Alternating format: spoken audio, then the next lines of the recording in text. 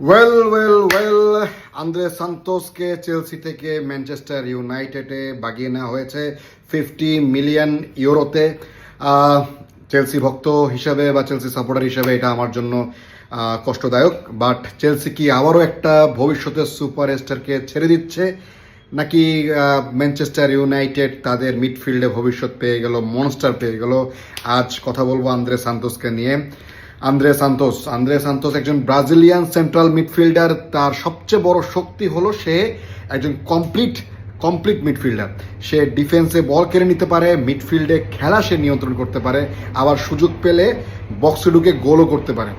So ওর ফুল যদি আমি playing স্টাইলটা যদি সহজ করে বলি, যা আপনারা যারা সহজ করে বুঝতে চান, আপনারা যারা রাইসের মতো প্লেয়ারকে চিনেন, তার রাইসের মতো সে বল জিততে পারে, ম্যাকেলিস্টারের মতো সে প্রেস ভাঙতে পারে, আবার সে অনেক সময় ল্যাম্পার্ডের মতো লেট করে গোলের সুযোগও তৈরি করতে পারে।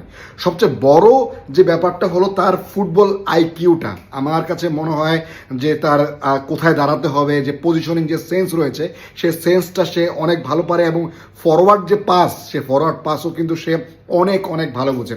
তবে একটা কমপ্লিট মিডফিল্ডার আমার কাছে মনে হলো যে দুর্বলতাটা যদি আমি তার বলি আন্দ্রে সান্তোসের, সেটা হচ্ছে প্রিমিয়ার লিগের তার অভিজ্ঞতা অনেক কম এবং শারীরিকভাবে আরও উন্নতি করার সুযোগ রয়েছে। প্রশ্ন হলো ম্যানচেস্টার ইউনাইটেডের তাকে কেন নিতে চাইছে বা কেন নিতে হলো? কারণ ইউনাইটেডের মিডফিল্ডে অনেক দিন ধরেই একজন energetic, press resistant R box to box মিডফিল্ডারের অভাব আমার কাছে মনে হয়েছে পার্সোনালি।